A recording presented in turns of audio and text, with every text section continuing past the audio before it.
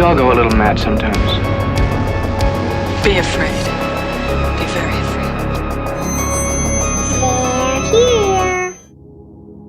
Hi, Hello there. I'm Lee, and I want to be in the sequel. And I'm Nathan, and for the first time ever, I really don't want to... No, actually, no, it's the... Yeah, I don't want to be in the sequel. Do you want to take off the loud-ass jacket? And you're listening to... They're here. Podcast. I said that so quietly. I'm right here. My loud jacket, your quiet voice, we balance each other out. That's how it works. Only Yeah. one of us needs to shut the fuck up. A discussion Dissection. of all things horror Fear. and the macabre. So, Lovecraft. So. here We go. won't talk about it. So, we didn't announce it the last time around, but we're going to announce it now. We do have a third person in studio. A guest. A guest. Guest spotting for the spotting of guests. Gasp. And we have come across one out in the wild. We caught And introduce yourself. Hello, this is Bobby. You're hearing the voice of Bobby. You will continue to hear the voice of Bobby for the foreseeable future, dear listener. I am honored to be a guest on there here. Long-time listener, first-time caller. Good. Yeah, happy to have you. Thank you kindly. Makes it sound like you want to do one of those, phone sex operators. The glory days of radio, man. Gotta bring it back. So we haven't had a guest since The Exorcist. Since my mom. That was great. I had to talk about smelling people's cunts from here, from your mom and all that. Yeah. Well, yeah, so... Cunts in space. Well, first of all, congratulations. Thank you very much. You Thank just you. got the knot tied. I did. I just got married. And next steps are for her to kill herself and I'll go into space and try to forget it. Release the ball and chain now. That's make a movie out of that. Well, we are joining an unholy... I was going to say threesome, but yeah, an unholy threesome because Bobby and I have known each other through mutual acquaintances, i.e. my brother. Indeed. Yeah. And we've the only reason why I'm asking him to join this is because I'm tolerating you and we go to the cinema together. Shady rattlesnake noise. So yeah, state your credentials. Why are you... My credentials, well, I graduated with a 3.8 grade point average from Montgomery High School in New Jersey, USA. Lived through the Black Plague, had a pretty good time doing that. See The Exorcist about 167 times. And it keeps getting funnier every single time I see it. I can't see it, but my head is just spit. I would say the closest thing I have to credentials were in my college days. I shockingly actually studied film. Had nothing to do with things we'll be discussing today. We did not screen Event Horizon. We mostly watched, things like Rome Open City and Amerigo. All that bullshit. God. Not as fun, but that was one. And the second was to get through college. I worked in a library, specifically the DVD library. Oh, nice. And I worked the night shift. Which meant things were quiet and I had all the DVDs to myself. And that's Almost Lovecraftian, would you say? perhaps. Every now and then the elevator would just ding and no one would come out. Except, my inner demons. Love it. Octopus tentacle here and there. Yeah. But I was not a horror fan until the library days. That's when I really started watching horror films for the first time, other than the main classics. Mm-hmm. And it turned me into very much a horror person, which has been awesome. Any ones in particular that kind of stand out to you? Ooh, what got me started? I definitely, in those years, I saw the first, actually lots of the early Dario Argento stuff. The first Suspiria, like kind of hooked me in. I got really into some of the like folk horror stuff, Witchfinder General. Oh, Witchfinder General, yes. Shit like that. So that was a phase as well, and then just kept plying deeper and deeper. I like it. Yeah, Cool. into the horror sphere. Nice. Yeah. I feel like that's such an enviable position to have, is to not be so like completely engrossed in it. Yeah. Like, from day dot. Because I always say like we kind of spoiled ourselves from watching everything that we could really young. So like everything was like done already. You know? Oh yeah, I mean, like when we were watching Suspiria on Halloween, because we're that awesome, the reimagining, I want to say. Yeah. We watched that, and like during the Olga scene in the thing, people like were getting up and leaving, and At like least they couldn't 10 stand people it. got Yeah. up and went out and never came back in. We were sitting there, and we were just looking there, going, "Pussies." Yeah. Fucking amateur. Yeah. Absolute shock. And I know for the three of us, we've discussed this before, but for the listener at home, there's also the second story of that night, which is that I was sitting about 5 rows behind you guys. I was not yet friends with host Nathan. I was friends with your brother, and I knew you existed. We're still not friends. And Ryan was also supposed to be there. Yep. He was And actually, that and he kind of chickened out. The last feelings of misfortune. Well, he events. chickened out of coming, and I chickened out of saying hello to you guys. So it's all fair. I love that. It's like the Back to the Future 2 kind of retcon it. Seeing the night from a different angle. Yeah. We're just watching each other from the backs of our heads, being like, "Did I really wear that?" But the horror thing is true. I'm curious what it was like for you guys as well growing up, seeing a lot of that stuff, because like when I was younger, I wasn't scared of it in the sense of like spooky scared, but it felt wrong to me. So like if I saw like Fangoria magazine, I'd be like, "Ooh, yeah. that seems dangerous though. Mom would not approve," you know? Or like I'd go to like we had this thing in America. Did y'all have Hot Topic here? We had Hot Topic in America. I think we have like one here. Okay. Familiar But you We get had the Asha. vibe. Yeah.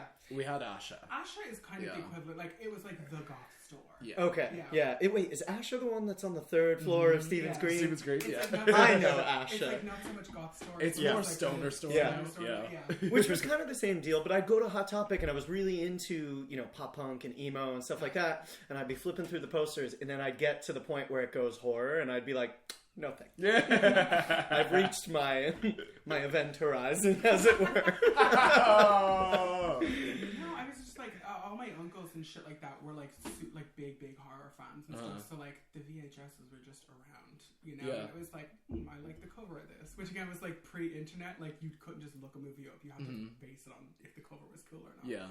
So I kind of just like absorbed everything I could, like anything I could get my hands on. And if something scared me, that was my cue to be like, okay, now I have to watch it again. Yeah. It's like you watch it and watch it until you're not freaked out by it anymore. But then that's how, I don't know, unhealthy obsession with horror begins, I guess. Yeah.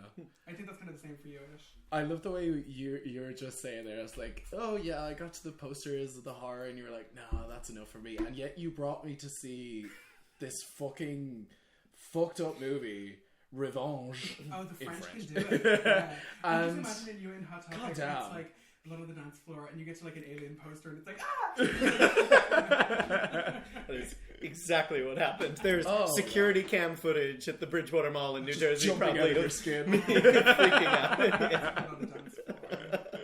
Oh my god. It is true, though. I did put you through something a few weeks ago at the cinemas, didn't I? There's something to do with like French. The French unsettle me in a weird They way. know how to do it. It's They the do. like raw like we I had picked that to torture you Yeah. because I knew you would. yeah hate it. The and French being a come away vegetarian. with that flesh. It's like it was something, and it's by the same director as Raw. So like I knew going into it, it's going to be very not eviscerating, but like just visceral. Yeah. The way it's portrayed and stuff like that. And there was one shot I didn't mind all the gore, didn't mind all of that type of stuff because I'm used to that. But the one fucking shot that always stays in my head was during the scene, and this guy, the guy walks in and he's like chewing something, and it goes to that really slow shot of like it's like a you know, like a Milky Way bar or something, like and it's just a close up of his teeth like chewing on it. It was just really gross. Just I didn't like masticating. it. That's the point, though, right? Yeah.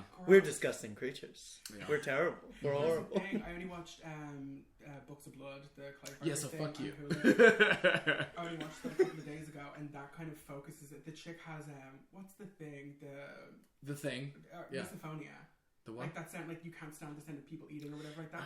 So the whole movie is her kind of just hearing people eat up close. So all of it is just like, I'm not gonna do it, but just like eating like right up against a mic, and it's just like, ugh, I can't. I hate that. No.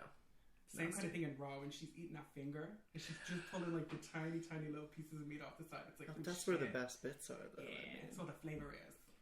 You can chew through your own finger like a carrot. You're just your brain forces you to stop. You can also break all your own teeth with the force of your own jaw. And your brain's like, don't do that. Please don't do that. The one thing that really we're like literally talking about, this is a tangent.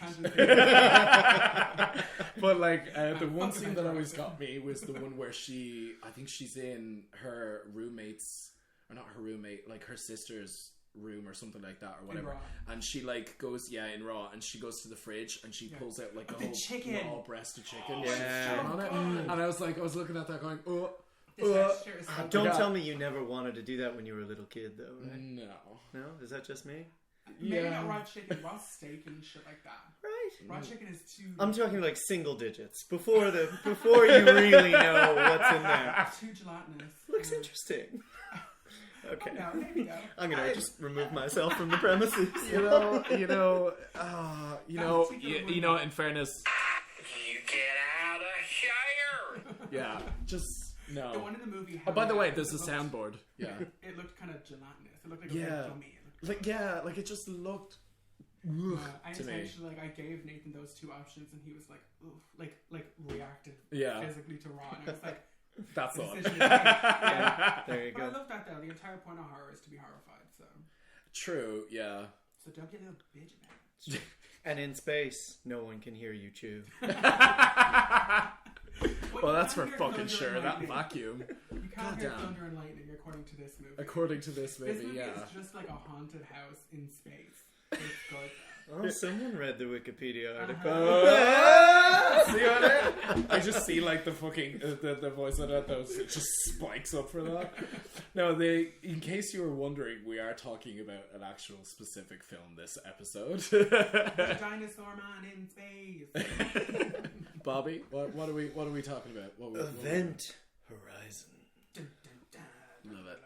1997. Spot on. By Paul W.S. Anderson at the time. You left it out. This is like just after Mortal Kombat, just before Resident Evil. I think before people really start like shitting all over him. But I like the kind of vibe of his movies though, because they're kind of just like dumb fun. Like they're fun. Yeah. They're not supposed to be like the greatest movie. Super seriously. Yeah. Totally. And he ended up marrying Mila Jovovich. Yeah. And she became his muse, his Alice. Yeah. I love that movie. His Sherry Moon. God, stop it right now. I love her. I don't even care. I'm an unabashed Robin Sherry Moon zombie fan. No, absolutely no. She's great. You know what? No. So this film, how would you describe it? Well, like start with start with the most basics and move up from there. Well, how would you describe it? I put in hours of hard research this morning, so you're way ahead of us. I watched it this morning. I will answer your question, but I will pepper some context first as well. Go for it. Because my goal by the end of this episode is, Lee, I'm going to win you over to the fact that this is a genius piece of cinema. And we're going to spar, and we're going to fight, and we're going to tangle. Okay. And I'm going to win you over. So let's start. Glass breaking. Where's the glass thrown out the door? Don't come back. Okay. I'm open. So the context for this piece is we have Paul Anderson, as you said, who I read really funnily about why he added the WS was something about just he was like people kept asking me like how I made Rushmore and shit like that. And he was just like, I'm sick of it. I've had it. I'm going to change it. But for now, he's still Paul Anderson. He makes some sort of... He was very much... Had it officially. Yeah. Completely. Couldn't have said it better myself. Thank you, Soundmaster Nathan. He makes something called, what is it? Shopping. That's his first film in 94. Yeah. It is an indie film I had never heard of. It's apparently about people who crash cars into retail stores and then like steal everything in the retail store, and they call it, quote, shopping. This sounds wacky as fuck. It sounds That wild. sounds like a good time. It must have worked because 1 year later, Mortal Kombat comes out. He somehow got the Mortal Kombat job. Get over here! No, Da, great. da, da, da, da, da, da, da. But that's where we get the Mortal Kombat theme. That Yeah. wasn't in the games originally. That was for the 100%. Mortal Kombat! I haven't fucked with that first. Even that second one, Annihilation.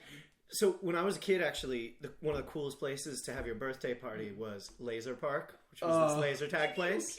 And there, you know how they always do the intro video first to like show you how to play safe laser tag. It always started with Raiden going, you know, Mortal Kombat, and then they did the whole Mortal Kombat theme as the background music for teaching you how to play laser tag. Wow. That's so intense for kids. It was fantastic. Mortal Kombat in 1995 does fantastically. They make that shit for 18 million, and it made over 100. Yeah. So Even though it's crap. But in the same way, I feel like this movie is. It's a great time, though. Yeah, okay. Like, I've if you were watched it younger many and you'd seen it, I can see the appeal because you don't care about the quality, you just like it. true. But Sub-Zero looking freezes back and, at like, it. smashes a guy in that movie. For step one of potentially winning you over towards Event Horizon, Oh, here can we we agree that it is better than Mortal Kombat? Oh God, no, no. But again, I'm gonna chalk that up to like nostalgia because I watched the shit out of Mortal Kombat when I was a kid. See, but I only saw Event Horizon for the first time 2 days ago, and I'm already nostalgic about it. Okay. It's about on par, I think. We're getting Maybe somewhere. make like a good double feature or something like that if you want to have a Paul W.S. We're making progress. We're making progress. And then watch Resident Evil afterwards. Yeah. Which I will advocate for. I love that first Resident Evil movie. I have it on Best. DVD if you'll want to Really come over and fucking watch it good. here. Oh, I love Hell that yeah! movie. I stole your like box that Gemma stole from you because she stole The Nightmare mine. series? No, the Resident Evil series. Oh, get fucked. Because she stole my Night Before Christmas. So I Oh, so stole you thought her. it proved to steal mine from her? I didn't take it. Like, oh my God, this is Nathan. So I can't wait to fuck him over. But I was How like, rude. fuck her. She took my fucking limited edition 3D box art. How from rude. Night Before Christmas. Yeah. So I'm gonna take her. Up until that point, there was only like 4 of them out. So I snatched it. I hate you, Dada. You're terrible. What a Hate you, time. Dido. Well, we're getting somewhere. I feel like I've got you on the level with Mortal Kombat. We can move up from there. Okay. We're getting somewhere. We've at least gotten to the credits, which take forever. They take Oh my so god, long. they do. I was And like, it's just this that movie- blue swirling hole thing. They're the whole fantastic. time. The blue swirling hole is the entrance to the wormhole Yes. that's going to help you perform faster than light travel. Were y'all taking notes here? So this is the first thing. I literally have screenshots of the introduction in 2015. The moon has become a second base for Earth, and I was like, 2015, and you thought in 1997, Like, 2015, we'd have a base on the moon. Although to be honest, it says the next one, like by 2045, we're going to start cultivating Mars or whatever like that. And with Elon, that's totally Yeah, possible. true. Yeah, that's only 20 years from now, and we haven't gone back to the moon since Yeah, the but 80s. but what the fuck is on the moon? We're already making plans for Mars. Grimes plans to die on Mars. Yeah, well, Fine with me. My favorite note for this movie is this movie hurts my eyes. We'll get there as well because we have to talk about the crazy spinning It's a lot. shot that cost them the meat like grinder. I think 1/10 of their budget or something like Yeah, this, just spend it all on the lightning or whatever. just to hurt the face. But you can tell that, like, in these credits, the way all the names come up and that they get like sucked back into blackness, and like somebody did that and was like, "Oh my god, Paul is gonna love this." It's foreshadowing. It's brilliant, true. brilliant foreshadowing. Well, yeah, the soundtrack is probably one of the highlights of the film, apart from really anything else. The practicals are great in this movie. They use kind of a lot of them. They use a lot of like the 1997 CG really shows, but that to me like makes it a better movie. I have an argument against the CG though, because the thing is, if you watch like any Fincher movie from like before Social Network, if you watch like Panic Room or you watch even Fight Club, there are scenes where he uses the exact same style of CG as the things floating, you know, in the hallway in Event Horizon, and people took a huge dump on Event Horizon for this. That was what they chose to focus on. And nobody calls him out. They're like, David Fincher is innovating. This movie itself and Paul W.S. Anderson have like a weird reputation for like, because like I don't think he set out to make like the next fucking Alien or like the next 2001 or something like that. I think he knows what his tone is. You know, like well, this was originally meant to be like 2001 meets The Shining meets Alien. Well, no, he first, because I know that when he went to Paramount Pictures to like kind of sell the script to them. He basically said like that the original plot was like there were aliens, well, not aliens, xenomorph aliens, but just aliens on the ship, and they devoured the crew, and they had to go find the thing. Of course, it would have been because it would have been extremely derivative of Ridley Scott's Alien movie. Yeah. So like they changed it around, and basically he sold it them like you just said as The Shining and 2001 as Alien. But I think you have to say that if you but make by Neptune, where lightning and thunder you can hear. Solar storms, easy to write off as realistic. He said you can't have lightning in space. I was like, but you're literally next to a planet that has lightning on it all the time. You wouldn't be able to hear it. It also rains diamonds on Neptune. Yeah, but they're not on Neptune. They're just near Neptune. It rains diamonds on Neptune? Yeah, because the atmosphere is so dense. I didn't know that. Did you know that? No. It happens all the time. Why aren't we mining diamonds from Neptune? Because we haven't gotten that far yet. I also don't think you can land on Neptune, isn't it? Like it's not 2040. 2040. 2040 is when we get to Neptune. That's right. It's on the list. It's on the list because 6 years ago that's when we started cultivating the moon. Yeah. So we're on the Event Horizon timeline. We're getting us there. You know.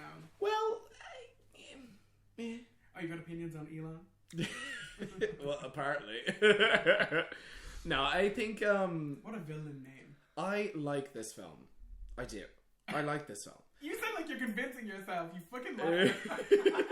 I think the only reason why I'm reticent as saying that I don't like the film, was supposed to liking the film, is because of some of the stilted acting and the clichéd lines that are in this film. You see, I'm completely the opposite. You don't know hell. No. Let me show you. That's the reason why I like this movie, because I was like, okay, they're like, this movie is camp. This movie is very, very camp, but I think it's only camp over time. But that's camp though. Read the fucking notes, bitch. But I think, Susan Sontag would be proud. Kind of over the top acting from actors who I would consider like kind of good actors. Generally, Sam Neill and Lawrence Fishbourne, all that kind of stuff. They're kind of giving like a, like, how did you do this? Like they're kind of overacting, which is why I think like it pushes past bad acting into like, okay, this is a great time. You know what I mean? Totally. I feel like that's what Sam Neill wanted as well, because Sam Neill does Mouth of Madness in '94, in which he's basically playing the same character, and like he does that in '94. He filmed it, I think, before Jurassic Park came out, so he didn't have the big Jurassic Park pop yet. Jurassic Park pops, and they try to slot him in as an American movie star and a bunch of random shit, and nothing really pops. He's not really enjoying it. And what does he do? He's like, Event Horizon. Let's go back into the fucking core. Let's go back into the abyss. It suits him great. He's a creepy motherfucker. He actually is. I was going to say, he actually, like, by the end of this, spoiler alert, if you haven't seen an almost 30-year-old movie, he makes for a good villain. Like, there's so many angles on his face where I'm like, he looks creepy. You know, in that end kind of Cenobite, like it's time to go home. I am.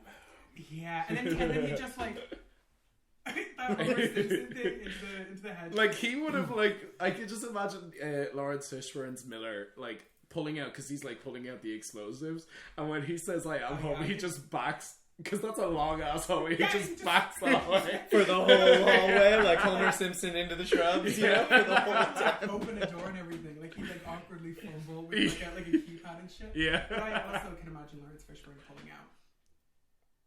Can you? I'm gonna let you sit in that for a minute. You know what? Yeah. You know.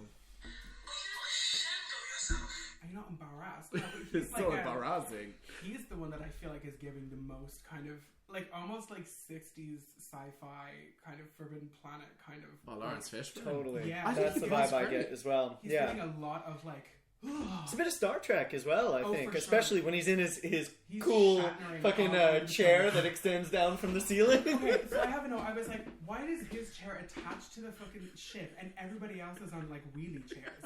That seems like the worst idea for space ever. Can we just say how shoddy the chair is, though? It- like how it swings back and Yeah, I was forth, gonna say, clearly did on you a not dolly. also You can notice- just imagine him like fiddling with it, being like, "Oh, get me where I need to go." Yeah. But I also Yeah. noticed at certain points in this movie, you can see the camera shaking, and not for like dramatic effect. It's like a very slight lag Yeah, when yeah. everybody's walking across set. You know. Cinematographer Adrian Biddle, love it. Although having said that, he was the guy who did. He was the cinematographer Aliens, Willow, Judge Dredd, V for Vendetta, fucking amazing. American Haunting, seen it. Reign of Fire, and The Mummy. Oh, Rain Rain of Fire, which mummy, though? underrated. Oh, the first one. Which first one now? Boris or Brendan? Yes, some fucking 30s cinematographer was doing something in the fucking 90s. You Yes. could have died, Nathan. You would know. You're. I mean, bitch. Yeah, that's what I mean, though. I mean, like that's a pretty good like set of credentials. to He have. had shot Aliens 10 years Yeah. earlier, so he'd Yeah. shot in space before. Yeah. He knows what's up. Yeah. And yet, there's thunder. Now, to me, this shit is like the Nostromo, but like goth. Like this doesn't look remotely like a regular spaceship because it's got like the actual It's Event extra. Horizon, not their like actual ship, but it's got like all Oh, the these Lewis and symbols Clark, which is and- also based off of Great just name. an actual, uh-huh. like, boat. But then like having like the inside of the ship, it looks like a church or something because it's got like spikes all over the center. It's got like an opening, Which I'm so pissed no one dies.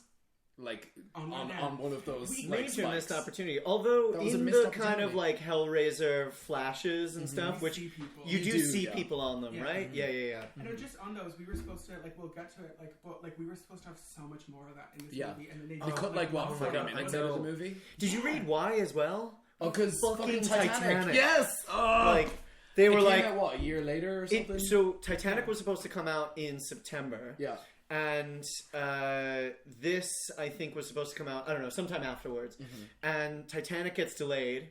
And of course, they'll do whatever for Because they Jim need to fill Cameron. the slot. Exactly. So they come to Paul Anderson and they're just like, "So, hon, could you just have this done for us in like 4 weeks?" Oh, yeah, they gave him 4 weeks to edit it. Yeah. Because he signed on to 6, I read. You're supposed to get 10 as per union. He signed on to 6 already.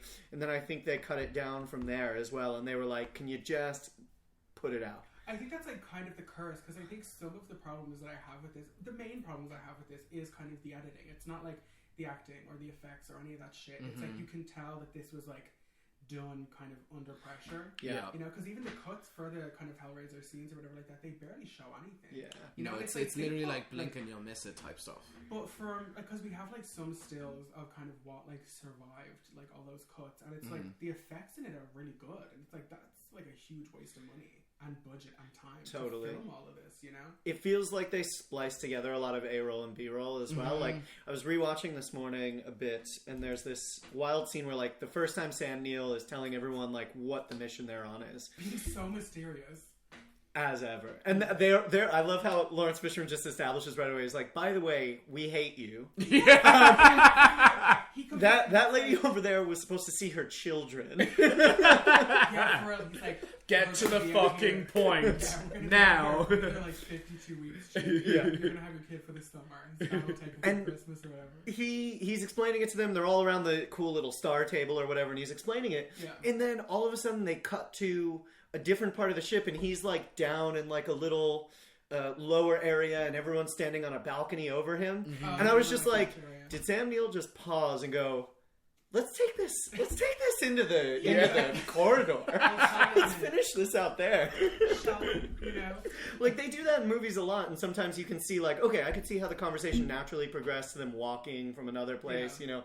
And this was one where it was just like, he definitely had to pause and say, like, do y'all want to get some air, some space air? Are you going to finish, Doctor? No, just give me a minute. Dramatic effect. Brings them all in there. Yeah. I also love the classiness of, like, literally layman's terms. Fuck layman's terms. Do you speak English? And then he literally just gets, like, a fucking porno mag and, like, folds it in half and does the most typical, First of all, like, that's space my side fucking continuum. bedroom right here that you're just snatching shit off of the wall for. You couldn't have just said, okay, space and time, it goes through here. What does he say as well? He's Space like, and her time name is goes through. Victoria, or something like that. Fucking just puts like 6 pen marks in the fucking name. First of all, how dare you? I love his reactions, though. He's like, ooh. Every time, like, he puts, like, the pencil there, he's like, ooh. Ooh. Which, no. as well, though, this is one of 2 times that I noted in the movie where later filmmakers have taken something from this movie. The first being Yes. Christopher Nolan does the same I was just thing about to say in it. Interstellar, Yeah. which has to be a nod, in my opinion. And there's another, which we'll get to later, Interstellar's which... just a huge Event Horizon reference. Yeah, I mean, did you ever see? They interview Chris Nolan, and he's just like, well, Paul Anderson did it. Why can't I? I actually love that movie, Interstellar. That could That almost be soundtrack, cosmic though. horror, though. Love that. Love You could almost that. look at that as cosmic horror. You don't go. You like look how great for sci-fi. pushing Yeah. 150. I mean, I feel like Interstellar with a sadder ending Yeah. is cosmic horror. True. It sure Yeah. is, though. I mean, like, I don't know, there's a black hole there. That's fucking horrifying. True. We don't That's say kind of black my- hole. Hole of color. Oh my god. You set it up. You just took the dinosaur and slipped in it. I went there. So the other thing is, like, it's always good to know that in 2047 that there's still good sexism going on in the workplace. Oh, yeah. You know, you want something hot and black in you. And that was the perfect intersection of the sexism and the tokenism that they're going for. Right? His whole character, His like, whole character was just a full-on token character. even in space at the end when he's floating in space and he's just I'm like, coming, I got this. motherfuckers." Here I come. Like, God, it's so fucking racist. It's It's cringy. horrible. It's cringy as fuck.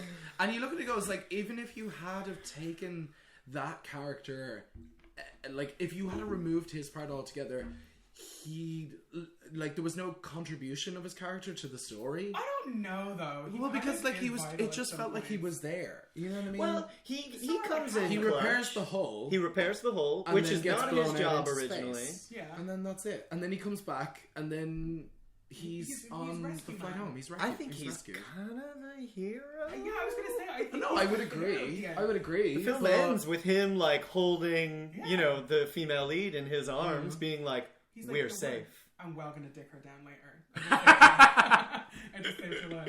But, no, I think he's a little bit more vital than you're kind of giving him credit for. I don't know. I He tend just to. isn't there a lot. It was the same with what's his name? The guy who is The the English guy. no, not Jason Isaacs. The other No, English guy. There's yeah. two Yeah, English yeah. guys, yeah. I often forget him and the other guy are there because they just kind of those are the two characters for me that faded into the background the most. Yeah. You know what I'm saying? Well, I think you kind of need that, though. There needs to be some kind of meat for the grinder, I guess. Like, there needs to be some way that you can just kill off for effect. Yeah. I think that's what that guy Jason or whatever his name is, the guy that was in Idle Hands. Justin, the Oh, kid. yeah, Jake, yeah. Jake Yeah. Noseworthy. He was in Idle Hands. Yeah. Yeah, I know him from Idle Hands. That's a great God, that movie. was. Talk about We a have to do a formative stoner movie. Oh, hell yeah. Let's do Oh. a stoner month. I That's fucking great love crack. next April. Next, perfect. Oh, we go. Devon That's Sawa. What Yeah. what the fuck happened to Devon Sawa? He's still in horror genre. He's in the new Chucky series. You're kidding. Yeah, and he only did, I think it's Hunter versus Hunter. It came out like 2 years ago. It's like a survivalist horror kind of thing, and it's just him in the woods, you know? But yeah, he's kind of stuck with the horror genre a little Because bit. I think I've only seen 2 films. He did SLC Punk and then Idle Hands. Oh, and I forgot think that. those are the Final only 2 I've seen Destination. with him. He's in the first Final Destination. He's Alex in Final Destination. Let me clear my throat to make sure I say this clearly. I have never seen a Final Destination film. No. At least watch the first The first one is actually that. Is it? It's the best. See, I heard that one. Terrible and then, CGI, and then but it's isn't the best. isn't one of the reboots good as well? Isn't there one It's the later first one that's and the good? very, very last one. Is that what it is? Yeah, it's like Final Destination and the Final Destination. Okay. Like none of them with numbers in it. But they're all kind of stupid fun. Like, And they're we've got kind of- Devon Sawa in the first one. in the first one. Nice, Yeah, for real. okay. But they're all kind of slapstick. Yeah. They're kind of Yeah. dumb, and it's good. They've though. got a There's the tension. NASCAR like rally, I think that's the fourth one. huge death. Then there's a one where it's a roller coaster, huge death. I remember that. That's the third, And- right? Yeah. I remember someone like getting LASIK or something, and That's just the like fifth one. laser in her eye or some That was such actually shit. pretty cool, though. That's a big like Clockwork Orange reference. They like have her eye like forceps open and like the. Could we please not try to fucking start your car? Thank you. We're having a podcast. This bitch be staying giving out to his roommates and shit like that when we're recording. Yeah, in that's the great van. car. Just I wait. won't You're hear gonna nothing. yell. You at hear my- me, Laura? You hear Laura? Yeah, you fucking piece of shit. You are not allowed to take that tone with my brand new wife when she walks in the door in the next 30 minutes or so. You will smile and wave. I will smile and wave and hi, how are you? But I definitely like highly recommend the kind of all the Final Destinations. Like they're all dumb fun. First one is more like straight up serious and actually kind of scary. But yeah, they're dumb and they've got Devon Sawa in them. What a babe. So good. Tangent, St. James, What? Van Cartier, Delacroix, Versace. It's called Yeah. conversation. Yeah. So we were almost getting to it. One thing I feel like that's important is like get through the crew. So we have Miller is Yeah, his name, Captain right? We Miller, have Lawrence yeah. Fishbourne. We have Captain Miller. Yeah. We have the young. This is horrible. The young woman and the old woman. So, okay. Mama Bear and Baby We Bear. have Mama there, who is Kathleen Quinlan, and she Yes. was in The Hills Have Eyes. She played the mother in the remake, which I love. And she played she's like the landlady of in the film Horns by who played Daniel that's actually a Radcliffe. good movie. Yeah. no way. Yeah. That's like borderline horror. Yeah, I did Yeah. my research. And also Richard T. Jones, who was the literal epitome of stereotype black token character in this film. He was in Armageddon. He was in Collateral. He was in Godzilla, and he was in Phone Booth with. I wonder who he is in Collateral. And Godzilla. I was I like, don't who is think. he in Godzilla? It's like, and this is the 2014 one. So this is the one with Mothra. The The one Not where you Mothra, is it can't see Mothra? anything. Yeah. No, it's just Mutos. Godzilla in that one, isn't Godzilla. it? No, the one Mutos. with the giant. No, they're Mutos. Mutos. Yeah, Yeah. that one. Yeah, that thing. Muto Alpha and Omega and then Muto Prime. Yeah. It's like the big one. Yeah. Looks like a moth, but isn't Mothra. Do not fight him on this. He knows his shit. Oh, it's a long-standing battle that me and Nathan have where I'm right and the original King Kong and the original Who loses Godzilla shit? are horror movies. I don't give a shit. Is it?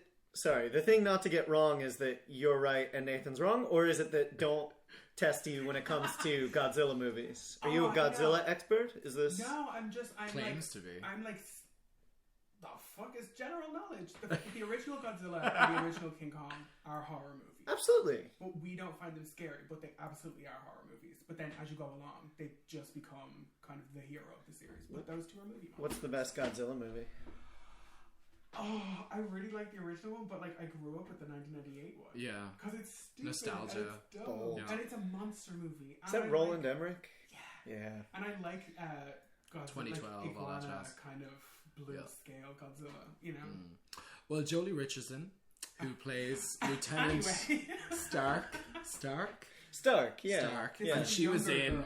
I looked at her and I was like, I seen her in The Girl with the Dragon Tattoo, so I couldn't remember where I'd seen her before. I think We she's in the literally stage or something. reviewed her last week. She was the mother in Color Out of Space. No, the fuck she wasn't. Yeah, and she was the mother in 101 Dalmatians. That's the live where I- action. sorry, that was Shock really good. twist. That's where I know Yeah, her from. yeah. Yeah, because I was looking at her. I was like, she's got a I very fucking know who British she is. face. I recognize her Yeah. as something very British. And then, of 101 course, you Dalmatians have makes Jason sense. Isaacs. This is my favorite part because the crew needs, and as the token American on this podcast, I can do this. We've It got to needs have equal representation here. you need 2 blokes in your crew. What's all he said? Yeah. You need it's a 2. lot. You need the medicine guy, you need the fucking doctor, and you need Trauma. the engineer. And I think both of these guys were in Alien 3. Yeah, as Yes, cosmetic that's yes, right. they were. Yeah, Yeah, yep. yeah. I wasn't sure so much about Jason Isaacs because I get him mixed up with Charles Dance a lot from Yeah. Game of Thrones and Alien 3. But I know that this guy was like developed by Sean They played Petrie? priests. Sean I think Petrie? so, Something yeah. like that? Oh. Yeah. which is very British. That whole movie Yeah. is very Britain in space. But I love that. I mean, Britain in space.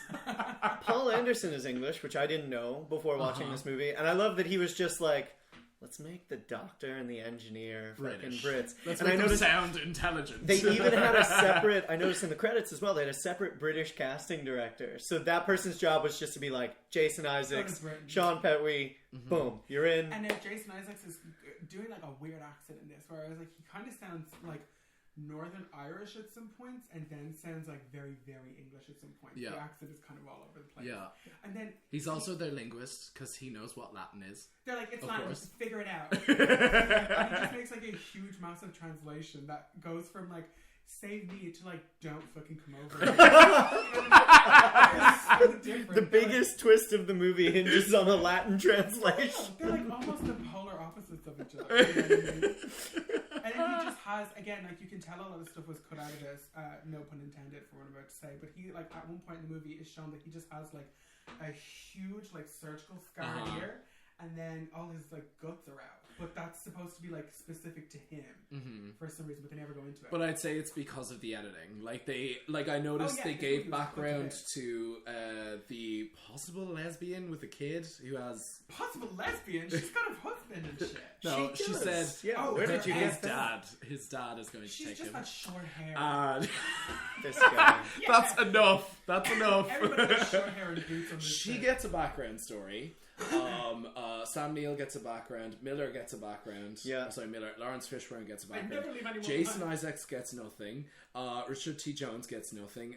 Jake Noteworthy gets nothing. And Kathleen Quinlan gets nothing. Or sorry, Jodie Richardson gets nothing. None of them get anything, but we are alluded to certain things about their past, but it's never explained. All the expensive So I'd cast say, get backstories. yeah, they all get. I guarantee you, what was about them, it was on the cutting room floor. Definitely. And is lost. Oh, yeah, Definitely. for sure. And I did read about this morning, which is that I think Paul Anderson had them help create their characters' backstories. Yes. And Jason Isaacs, it was something when he was a kid. He had a lot of illnesses, which is why he became a doctor. Ah, yeah, that's And right. he's got this, that big scar or whatever. But I'm glad you brought up the scar and getting pulled open in the entrails, Yeah. because Loved here it.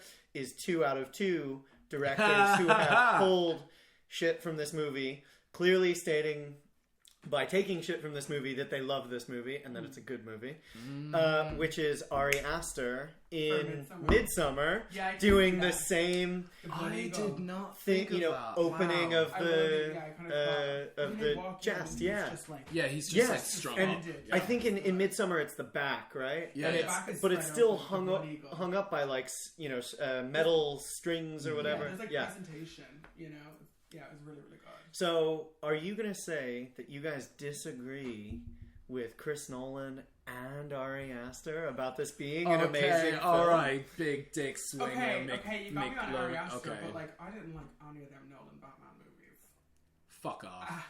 Oh. Get fucked. I The don't third know. one was shit. The first one was okay. The second was the best. That's it. Oh no, yeah, you got me on Ari Aster.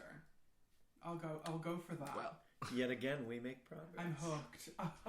Oh, I see what you did there. So I know that when they sort of arrive, like Sam Neill has this whole kind of thing where his wife had committed suicide in the bathtub. Yeah. And you had something very noteworthy to say about By it. cutting out her own eyes? Where are those fucking eyes, chick? Also, okay. Terrible CGI. Trigger warning, she did it the wrong way.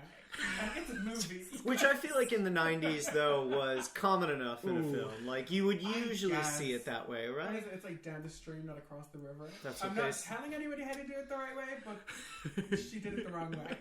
Jesus They called it out in like The Craft, like the year before. Oh, gosh. You know, what is it, like Ooh. Bonnie sees the scars and she's like, you did it the right way. And they're like, what do you mean the right way? Oh, That God. bathtub scene, by the way, Shining, right? Oh, for Oh, of course. sure. Okay. Yeah. Cool. Oh, I one saw of, the one of reference. two as well, because they do the tub gush. of green liquid to blood, Yeah. coming out, same as the elevators, right? I saw the reference, and they it were was ripped. Also, like, this is just weird, but like, she got into the bathtub, like with panties on.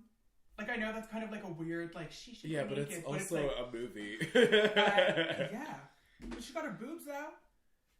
Who gets Yeah, into the but bathroom it's with also the underwear? 90s, and gratuitous nudity And is sort of everybody just a knows people given, always you started know? naked in '99. Yeah. I don't know. There's a couple of shots with Sam Neill up against her very bruised boobs.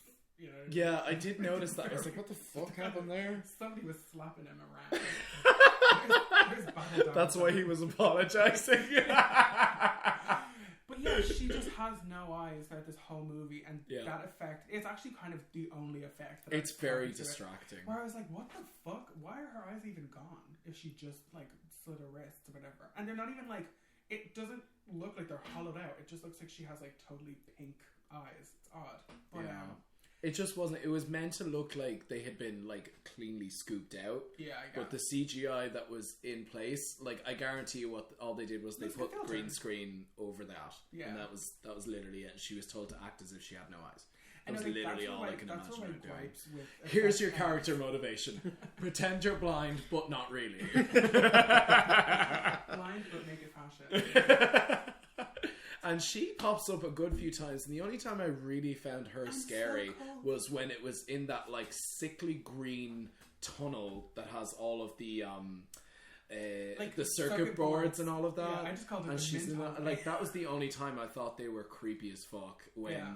it was like that slow kind of fading in, and you know it's meant to be a jump scare, but like it still kind of effectively worked in a weird way. Well, because it's not just a jump scare. There's like build to it. You know what I mean? It doesn't just like come out of nowhere. We get And it's the also kind of- not. Duh. It's Yeah. just it slowly Just fades there. up and she's there, and then it And we slowly get that goes kind of out. effect a couple And he of also times. doesn't react. He's No. like, "Oh, my No, wife." actually, he kind of is like, I'm gonna need some help in here. You know? Yeah, it's one of the only times he like relies on the crew. He's like, Yeah. Captain Miller, Captain Miller to the green little air duct. I'm inside the fucking like hard drive or whatever. Yeah. But that also to me like spatially just didn't make sense at all, because that's like in that room. the gravity orb or whatever the fuck they Yeah. call it. There's lots of that kind of like space lingo in this. Mm-hmm. You know, it's not just a chair; it's a quantum chair because it's in space or whatever. You know. But you get some of the cool tension, I think, in that scene. Like you were saying, it's not just one thing. That it's not just one jump scare. And I think one of the things that they do that's pretty smart is throughout most of the movie, they have everyone spread out throughout the ship. Yeah. And people are often going through shit at the same time. And it a few days ago, I rewatched Insidious. Yeah, Great movie, really love it. But one thing about Insidious is a linear sequence of scares. Yeah. Like you go through Insidious and it's like boom, boom, boom, boom, boom, which is why I think it makes it an easy target for people who are like, that's just jump scares. Yeah. Whereas I think Event Horizon's scariness is not as easy as a target because a lot of shit is just happening at once. Yeah. Like Which- everybody's preoccupied. Exactly, and it delivers this idea of like the ship is fucking evil. Yeah. Like it's not just one person going through one thing. There is a couple of times where I was like, because I saw this like probably like 10 years ago and probably haven't watched it since, but I was like, are they gonna make this fucking ship sentient? Like I was like, please don't go there. And I actually do really like the kind of the way they go about it. You know what I mean? It's like the ship is not alive, but it's like possessed or like haunted, kind of. You know what I mean? Yeah. But Where do you think the ship went? hell, Is it hell? I think hell.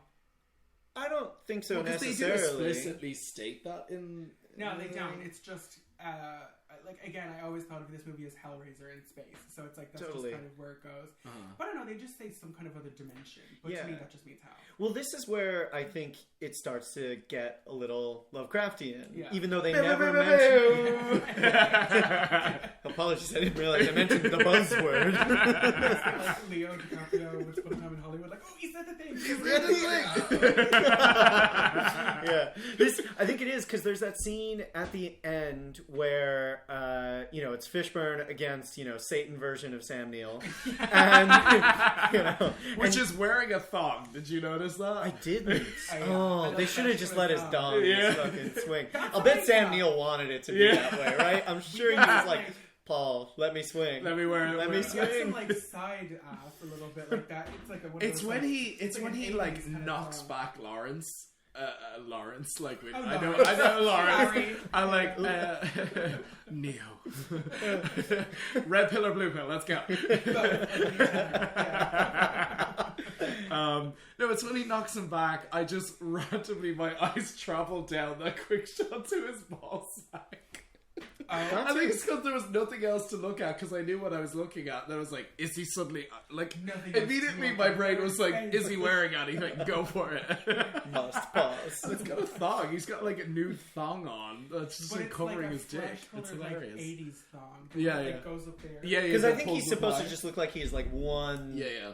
piece of flesh essentially. Yeah, I always feel like you're not supposed to notice that's a thong. Yeah. You know what I mean? Probably. That's Strategically probably true, hidden. actually. Most Yeah. of us didn't see Sam Neill naked and then pause.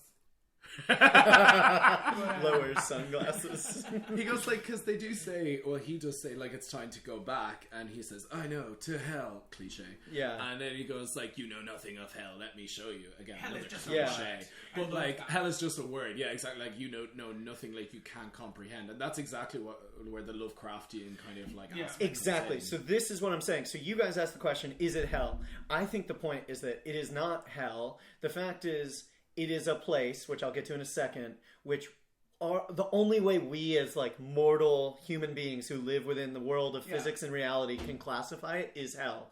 But Sam Neill, who's like been through it, is like, it's not hell. He openly says that. He's like, fuck that. And then he starts talking about the ship and how the ship, he's like, the ship transcends space and time. Yeah. He's basically like, space-time continuum. exactly. Like He's, I know what he's that like is. he's like, we broke the rules of the universe. This ship breaks the universe, and when you break the universe, this is what happens. Like, This is another one of those movies though where like the implication of what's happening here is huge because it's like, oh yeah, we can just break through other dimensions. Yeah. We don't like instantaneously travel because they're talking about like, oh, the ship is faster than light and all that kind of stuff, and they're like, psh, that's not possible. Yeah. And he's like, I'm gonna blow your fucking mind, bro. Well, because like, let me just grab this nude photo. let me show you how this works. Like without context, just a piece of paper and just stabs it through. And he's like, you know what I mean? Though? Yeah. But like it's no, I that's actually very really like true. your point. I agree. I think it's sorry I could have crossed you there, but like I think it's just very easily explained away as like they went to hell and the ship came back possessed.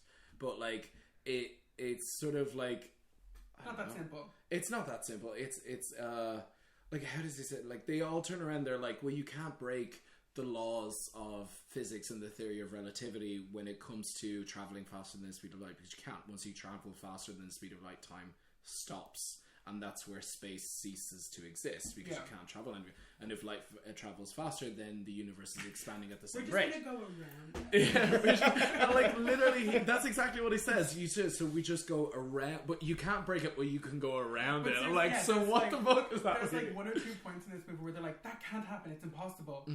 Except for if this happens. I guarantee you, Paul was like, that was like Paul. something. Paul, Our friends Larry and Paul. We know the whole cast. Yeah. like this is exactly where like the writers, like the Paramount Pictures, like. Yes, but like if they point that out, like, and he was just like, yeah, but like if I get someone in there that says, yeah, but if you could go around it, that's how the plot continues on. I don't know. I can like give movies a lot of like MacGuffins like that though, where it's just kind of like going into a movie, you just have to suspend disbelief for a little bit. Like I wasn't. Oh well, like I just, was like, terribly happy to suspend disbelief with this film. You kind of I was have very to go happy to do overboard. it. They're in Because literally- space, lads. Yeah. Like, Yeah, for real. And it's not as if they're I was in like- like the next galaxy over. They're only 5 planets that way. only fly 5 planets that way. They have to be in stasis for like I love how you 56 days. pointed in a direction here on Earth, like, yeah, Neptune is that way. So yeah, it's believable to a certain extent, because if we really did want to go to Neptune, technically with the advancement of technology that we have, we can go there at the moment. Let's go. We can go there, but I mean, of course, it would take a very long period of time. But that's the whole point of Nathan, it. you So don't that's why it's understand. more believable to We me. just go around space and time. We don't go through. Actually, no. He doesn't even go around. They literally do just They go poke a hole. through both. Yeah. What you do is you get a pen with somebody else's porn and then just massacre it. Space travel. Boom. Do you think that's like how they teach it in space school as well? Like Sam Neill was in class, you know, writing it down, taking notes at his desk. At like, one time, and he was scribbling so hard that he just pushed the pen through the paper. It was like, Yeah, Eureka. that's it. Because he did design the ship, so like, Well, to me, Yeah. he has like, have you seen like 13 Ghosts? I have, yeah. So you don't throw underrated. stones in a glass house. Underrated. You don't Go throw on. Matthew Lillard in a glass house. Yeah, no, I literally... There's like 40 victims here. him just spooging every time there's a ghost. Did you ever see that? Yeah, Like, I loved it. every time it's That like- was it's one like of the ones I saw literally actually as a orgasming. kid It's that I hilarious. loved, really It's great. loved. Because I was like, oh, fucking Matthew Lillard, Scooby Doo, Summer Catch, 13 Matthew Lillard's Ghosts. Writhing with lots of spit and stuff, you know. But this to me had kind of big 13 Ghosts energy. Yeah. For some reason, like the idea of like the guy built this ship and kind of like the guy built the house, and then the rotating Ophanim angel kind of thing in the middle, like fueling it all. Yeah. And Sam Neill's kind of relationship to it, where he was like, no, this is my ship, like I'm gonna go down with this ship. And even at the start when they dock, he's kind of very I need insistent to on go. getting. Yeah. And I, from the jump, if I was Larry Fishbourne, would also be like, Larry Fishbourne. what the fuck is going on with this guy? Like, Yeah. he's not acting not suspicious at all. Like he's almost like Phantom of the Opera. He like almost has a cape every time. It's kind of like so obvious, you know. Yeah. He's like, well, I wouldn't trust anybody, or I wouldn't trust a total stranger to get onto a ship, you know. It's like, well, just send them. Why don't you just talk to us over like a whatever? Well, no, he's very like, the one thing I really like about Lawrence's character is like, he's very direct. Number one, he's like, fuck you, Sam Neill, we don't like you. Too involved. And then he's just like, he's the one that has the serious, like, if I was the person like in this horror movie, I would be Miller's character. I would be like, I know where the exits are, I know where the bombs are, I know what I'm going to do in the event of shit happening, and I know what to tell people to do. He's So, a good like, captain. He's He's a good captain. Yes. Yeah. And Like- trust me, that's true. You planned out what train I was gonna get this morning and shit like days ago. Fucking hell. I'd be Leave them great. behind, they're weak. Let's go. But like, yeah, I think when it comes to his character with Sam Neill's character, I think like they have a great dynamic together.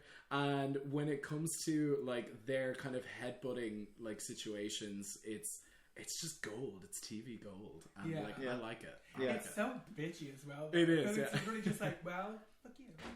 Okay. And then vice versa from the other side, you know.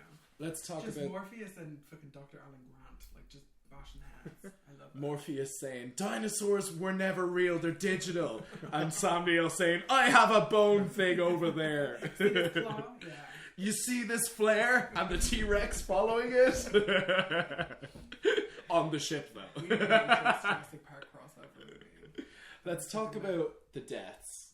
Okay. These Let's deaths get into are So- for real fantastic. I love them. it. So Baby Bear is Baby just Bear. the one that kind of like comes to me. He like kind of goes through it. you Does know? he die first? Yes. He, Or no, Maybe No, not, he 'cause survives. He gets incapacitated first. yes, by going through. He doesn't even die, actually. The void. He lives. Yeah, he he lives. survives. He's the one who has serious injuries, but he's in stasis at the end. I Yeah. love the way Jason Isaacs Calls turns it- around and says, he calls it he'll stasis. live. He won't be pretty, but he'll live. Jason Isaacs also calls it stasis. Stasis. How is a H right in the middle of that fucking But, yeah, at the end where it was like, oh, there's 3 survivors, I was like, There are. I was like, who the fuck is the third? You know, I thought it was like kind of like leading like, oh, Sam Neill is just like clung onto the side of the ship, like Goblin on the Wind style or whatever. Like Yeah. They even say that at the end though, where it's like there's like the banging on the door, and It's they're like- there's no fucking way that's him. Also, can we just say, like, when they grab weapons to, like, watch Joel's character come back in,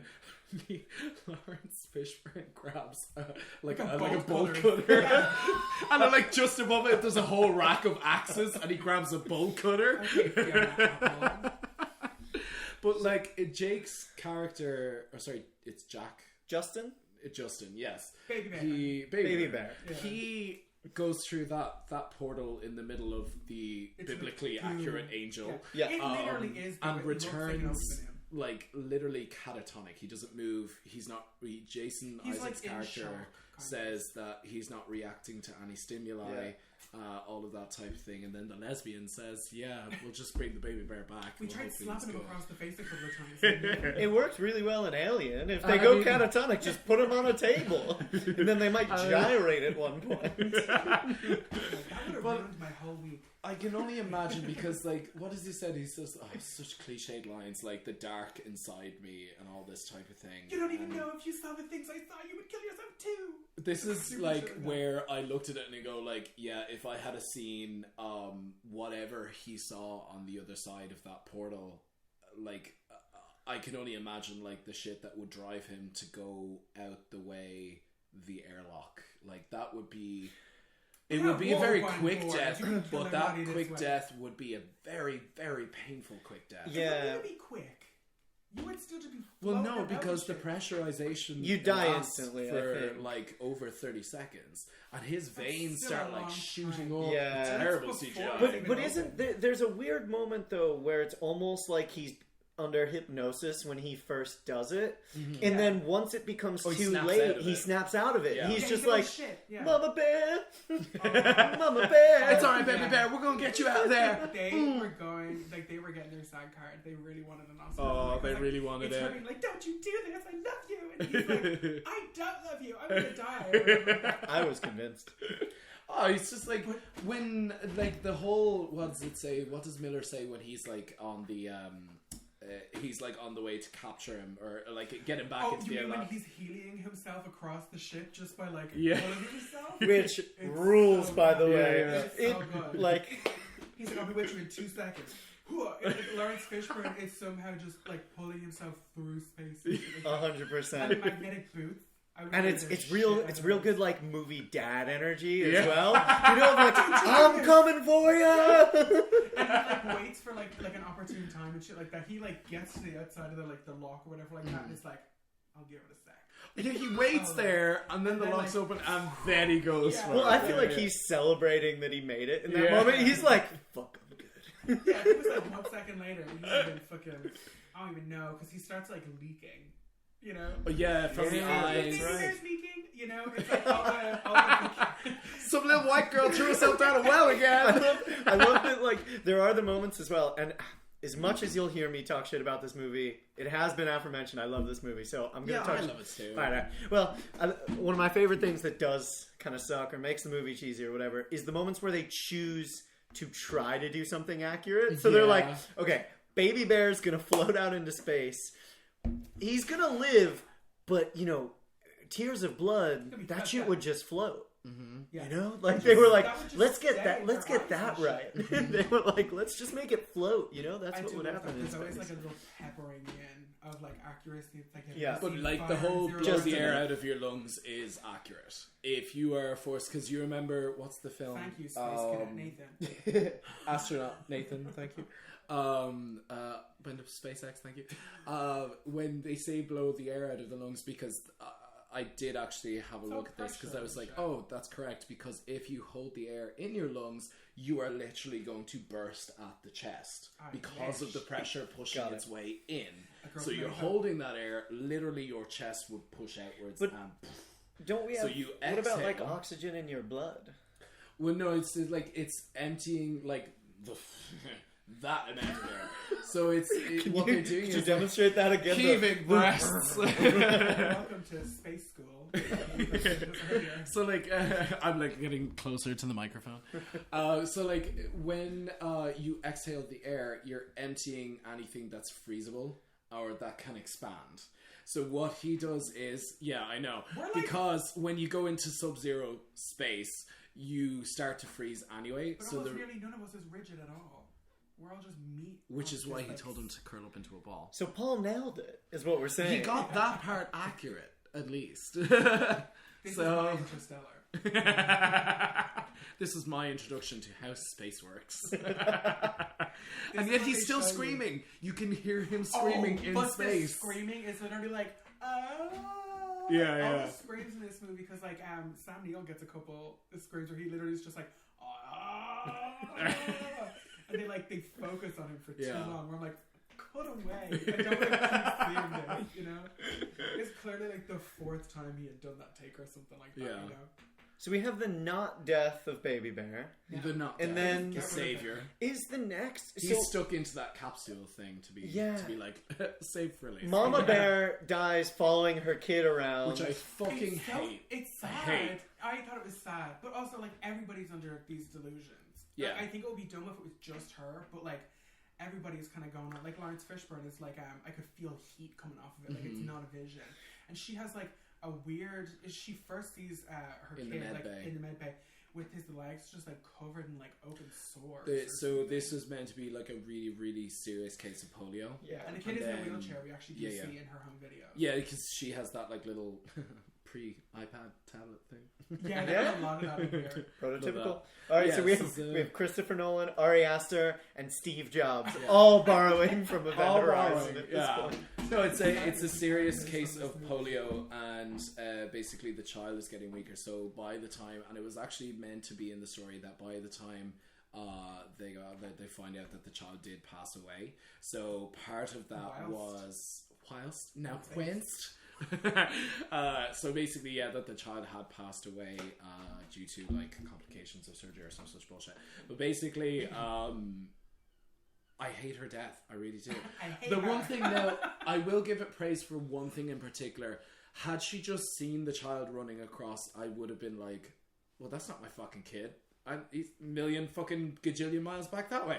And I'm also pointing to the east now. Yeah. So, because Neptune is west. He's holding That a way. compass. He's holding So- a compass / sundial. Yeah. And just like, yeah. So like when it comes to it's when she is looking at that, and then her eye dilates with the orb, the with the engine, orb in it, yeah. and it convinces me that she's under its control, Yeah. I just which took that for perfectly face value, explains that, it to like- me then. Yeah. But had it just been without that shot, I would have looked at that and gone like, "You're literally the stupidest mother lesbian I've ever seen." No, I totally take it that like when when they all align or whatever and come into a circle. It also gave me kind of Tomb Raider, Cradle of Life vibes. There's a kind of similar thing. Or no, at the end of the first one, another kind of rotating set piece that people get crushed on. But yeah, I kind of take it. Just Oh, the face value. the It's Solarum. got like the solar system. yeah. So there's like a big crushing death. Oh yeah, in that like movie. It's the guy so that gets good. like cut in half between the two passing. Yeah, that's great. But yeah, I just kind of take it for Love face crunching value that bones. like when great. people see it, like when we get the shot of all the like The like, eyes. lights in I the think eyes, that's beautiful. I'm kind of like, okay, they're like in a trance. Yeah. Like they're not being them anymore. Yeah. So like it kind of explains away. But her death, it really does come out of nowhere where she steps. So like just for context, if y'all haven't seen this, lucky you. I'm joking. I actually have like. No, seriously, some go random watch video. it for a Campbell time. It's a great movie. Go watch and it's it only 90 for minutes. a 8 out of 10 fantastic 90s sci-fi It is horror. good. It's a lot of fun. He said it. But I didn't. He I said didn't- it. I didn't You hate said it was said it. I good. said it was cheesy. I said it was campy. Those are Someone not curse mark the words. time. Mark Mark it down. the time. Mark one, it. 1 hour 6 Mark minutes it, in, dude. Lee gave in and said it was a good movie. It's not better than Mortal Kombat 95 though. But no, it's like so she kind of crawls up into like the rafters of wherever. the Again, area. this Yeah. spaceship spatially makes no sense at all. Yeah. Because that end part is supposed to just be like the last line of the ship. And she just walks out into nothing and falls and hits like a bunch of little like plateaus that Ooh, come out of the yeah. way. Smacks She her kind of head, gets everything, crushed. yeah. And then she just is like just splattered. It's Yeah. great. It's a great I hope death. she, like, when she fell for the first You time, hope. I hoped I she hope would have, when like, she fell fell. onto one of those spikes. That's when you want to see that That happen, would have been right? something. That's a missed Yeah. opportunity, in my opinion. That would have Yes. worked great there, but she just fell onto, like, one of those walkway platforms or Yeah. something. But Yeah. it does. act is one of the moments where it's a little confusing for me as to, like, the why. So, you know, like, why does the ship want her to... Why is there a gaping hole with no railing? It's just part of the floor is just... Where was the safety officer on this ship? Like... You telling me Sam Niel was too focused on FTL? They were too busy butt fucking each other while eating each other's eyeballs and screaming "Liberate me ex inferis." Look, we all like to have a good time. When we are all under Tuesday some night, crack. Tuesday night. We're in space. Actually, come to think of it, can we just talk about that set for a No. second? That quick video I fucking of said those, no. like, for like, who is videoing that? Who is standing around going like, It's the one guy who still has eyes. He's just like, I'm like, this is getting it great. all. Go to the right, go to the right. Yeah. A little further. Flail A little further. bigger. Yeah. Just give me more. More blood. give me more eyeballs in your hands. I need more emotion. Because everybody's kind of just like posing. Everybody's like, shit. But like, this is where I wish that, like, because this movie is like literally like an hour and a half, like 4 minutes.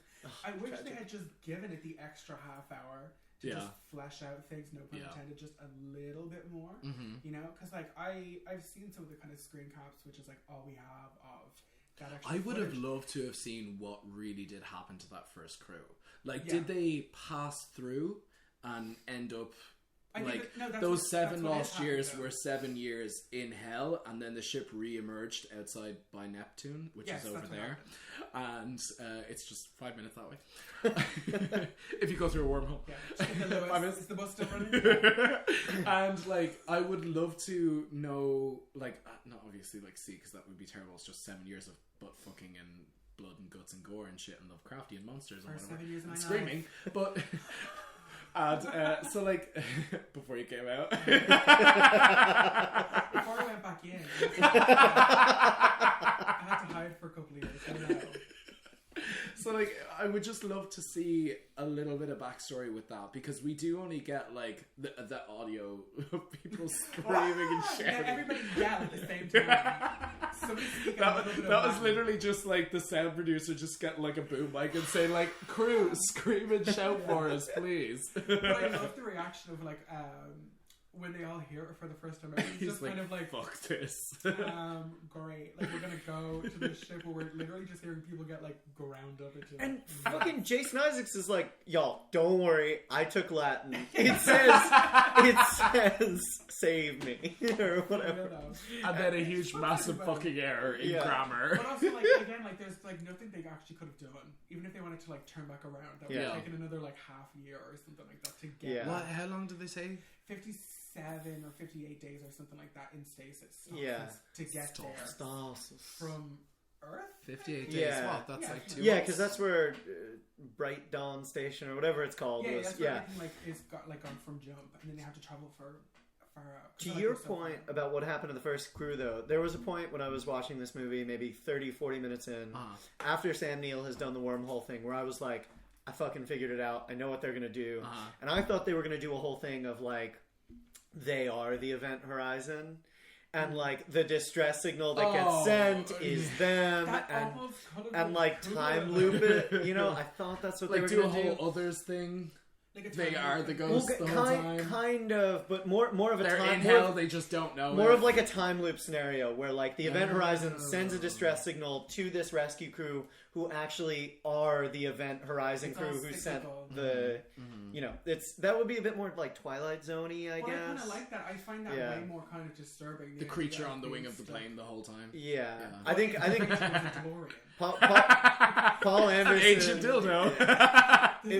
You would have told that idea to Paul Anderson, though, and he would have been like, not realistic. Sorry, the physics just don't work out. Time loop, but like, make it techno. You know? We didn't even talk about the end credit song. Prodigy. Yeah. It's so good. Dude, it's so good. love. It bangs. Yeah, I used to be terrified of the Prodigy. I really did. Specifically just because of their videos. Say more. I love the music, but like, I used to be afraid of their music videos. They are It's intense. the Firestarter video. That's It's just the like, yeah. Flint, like black fucking makeup and like the little devil horn hair. Yeah. and It's shit. heavy. Like shaped directly Yeah. through the middle, Yeah. like just like the white flashing light and like just Huge like second ring. I up and down. loved the function of the end credit song. It made me like pumped up. I was like, yeah. because what I really wanted, it wasn't what I really wanted, but it was close to it. What I really wanted was like, have y'all seen American Werewolf in London? Yeah. Yeah. So like, Of course. have I? You don't want to go out onto the moors. One of my favorite movies maybe ever. Definitely one of my favorite horror comedy Great films. fucking movie. But I love that ends by bringing back kind of the fun and the comedy with like the blue moon, you know, Yeah. da-da-da, blue moon, you know, I never actually realized how funny that movie was when I was a kid. fucking 'Cause I, like, hilarious. I didn't get like John Landis's kind of humor, and then watching it again as an adult, I'm like, this movie is like borderline comedy with horror elements. Totally. I used to think it was flipped when I was a kid, but like, yeah, John Landis, big comedy director. That's what I wanted out of the ending of Event Horizon. I wanted them to like play really heavily into camp and have him be like, we're safe now, or even actually cut out the second part of the ending and just have it be she wakes up in stasis, from stasis, and one of the rescue guys turns out to be Sam Neill, and then just cut to credits and be like, da da da da da da da I kind of almost wish that this ended a little bit bleaker as well. Like I kind of wish that it was a little bit like blah, because it was like, oh, everybody's just like the same. Which I Half think of them they survived. shot a bunch of endings, and then Paramount was being really bitchy about the test screenings and Yeah. stuff. Yeah. And I'm sure They that they apparently showed them, hated most of it. you know, a bleak test ending, and they were like, "No, Has to win. the crew's gonna survive. It's 1997. The future is gonna be bright." Like, 10 years later, like nobody lives in the end of Annie.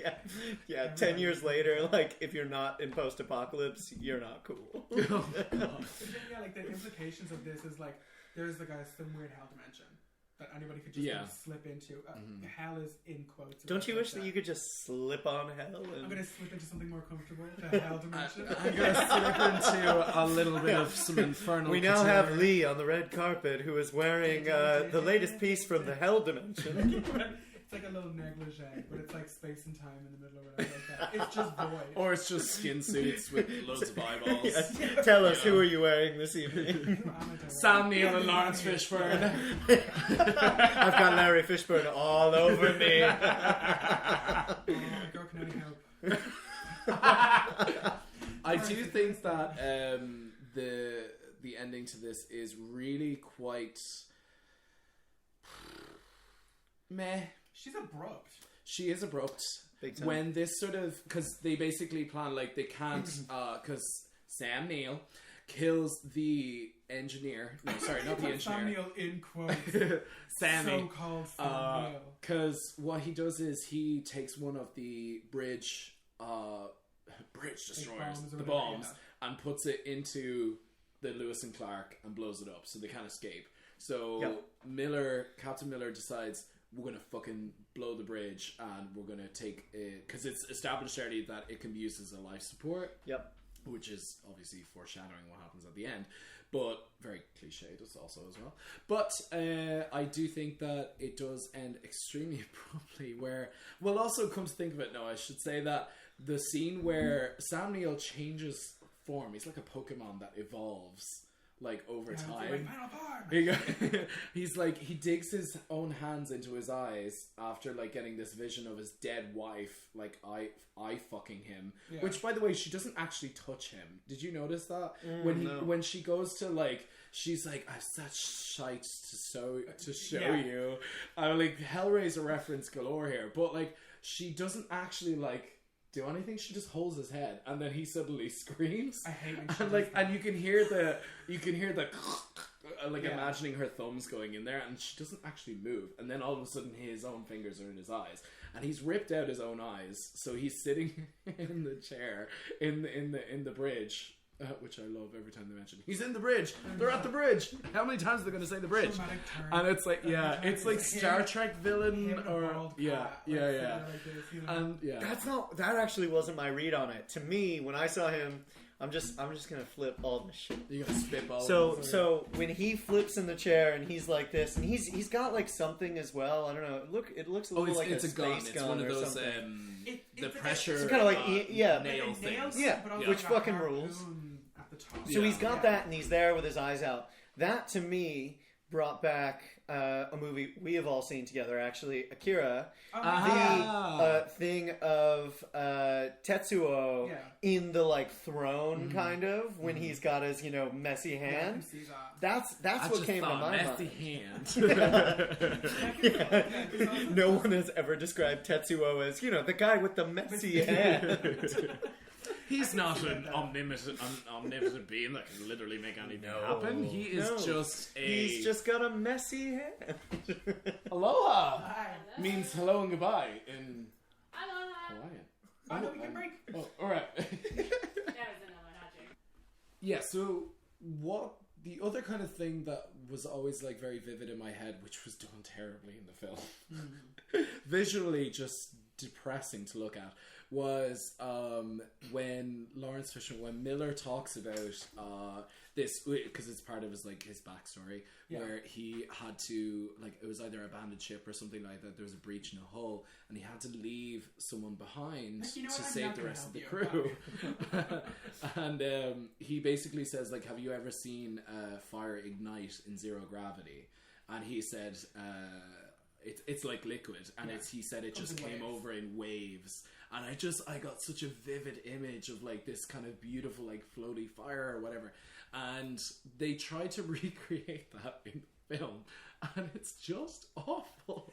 Yeah, it's like this streamline. He goes like, "You let me burn." Yeah, and like the victim guy goes like lifts up his hands, and like this jettison of fire just reaches has through. like a water gun full of like fuel or something, because it's like a flamethrower. Like someone just got a really weak ass flamethrower and shot it through like that closing door thing. Yeah, and then kind of at the end, once everything blows up, they kind of try and do that, where it's like waves of fire, and it's just like, one little like. Yeah, I was like, oh. I literally was like, oh. Yeah. I was kind of waiting for that, because they like, that was one of them lines that you're like, okay, this is the, what do they call it? This is the money shot. When you like set something up, it's like something's fucking water bottle. Chekhov's gun. Exactly. Thank you.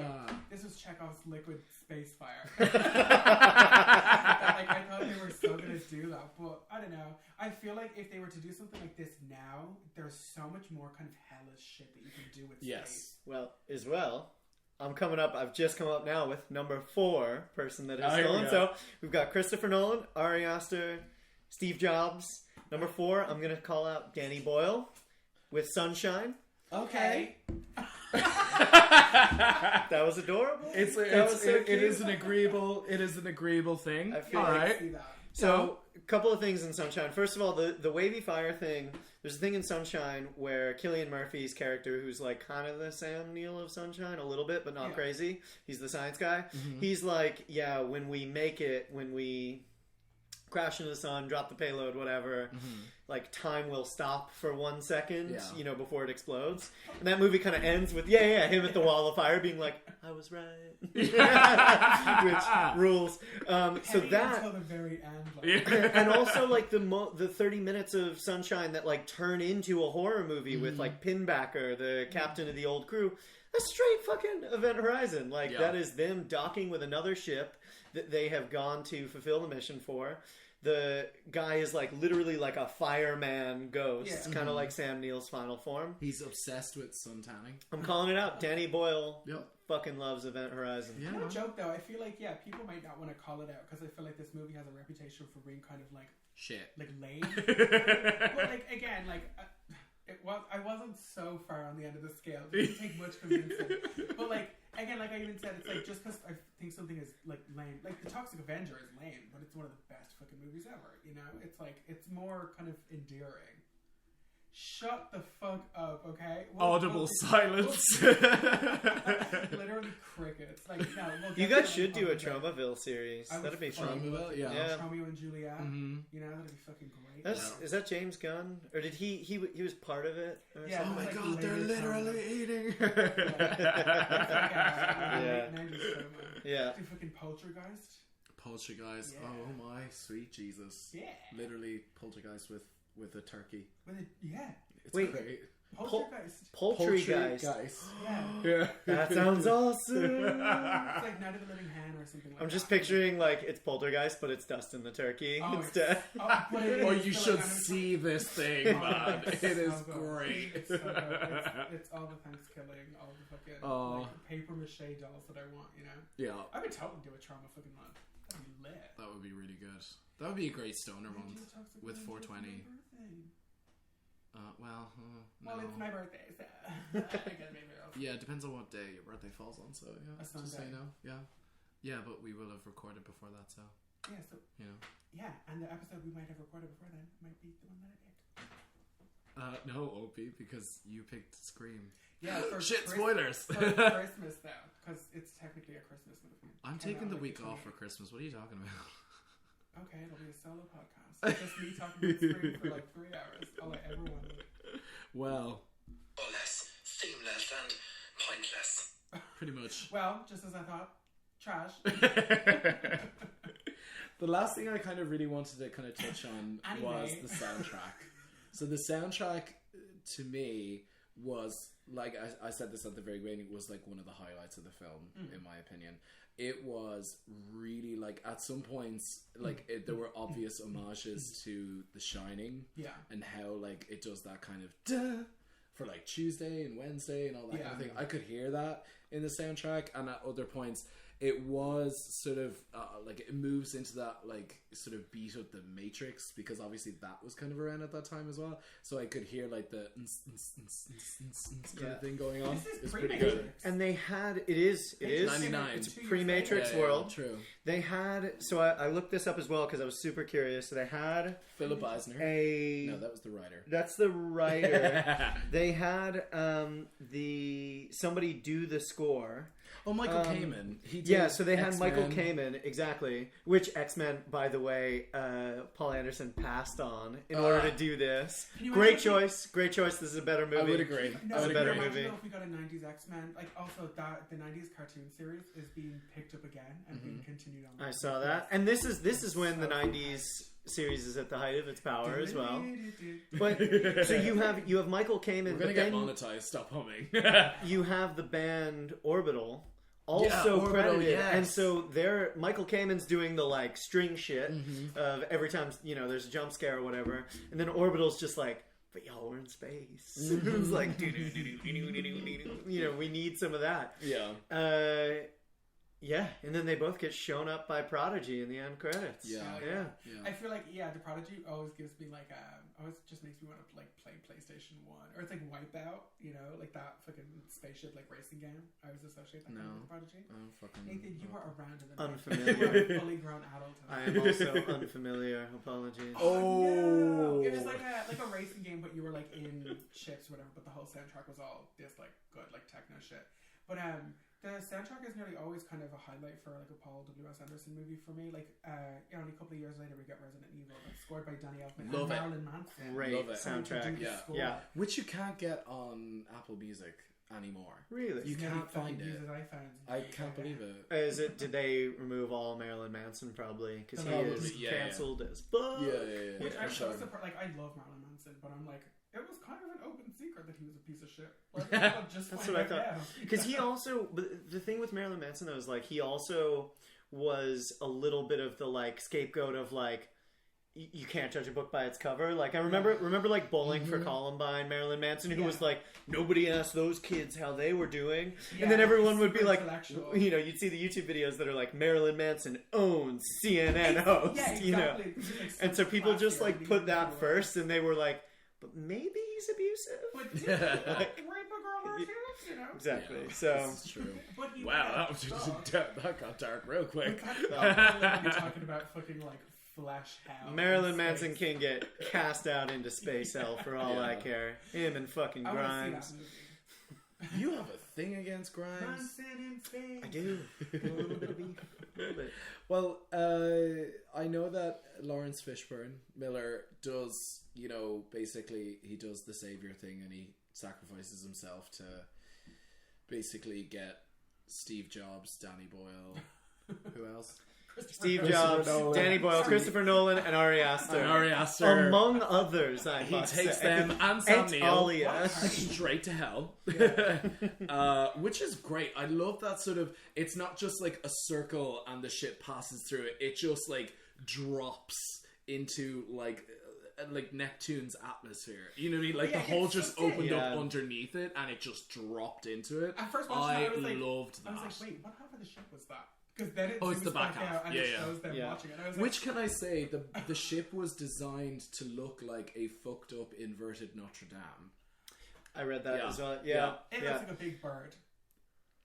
Yes, but make it Catholic. Because like the inside was like completely Gothic architecture, and it was lit that way to like to reference like, because in that, what was it, the White Room that they're in. I can't remember. I think it's the bridge or something like that. It's like it's brightly lit, and then there's the bathroom, which his wife kills herself in, and then there's the hull of the ship, which is where that orb, and biblically accurate angel is. It looks like the hull from Prometheus. Like it looks. Yeah. It looks maybe Ridley Scott it's borrowed a little bit from Event Horizon. Oh shit! God, what an influence! So it's like, I wonder if they're just using the same big set piece with rotating piece in the middle. Because just there, I could think of like 2 or 3 that were exactly like this set piece. I do have to raise one question before we wrap up as well, which I completely forgot to bring up, which is. So the movie opens. Let's just go back to that. You want to start over? We also never gave the actual plot of the film. We never even spoke about it. Yeah, because you asked me how I would describe it, and I was like, well, let's start with Mortal Kombat.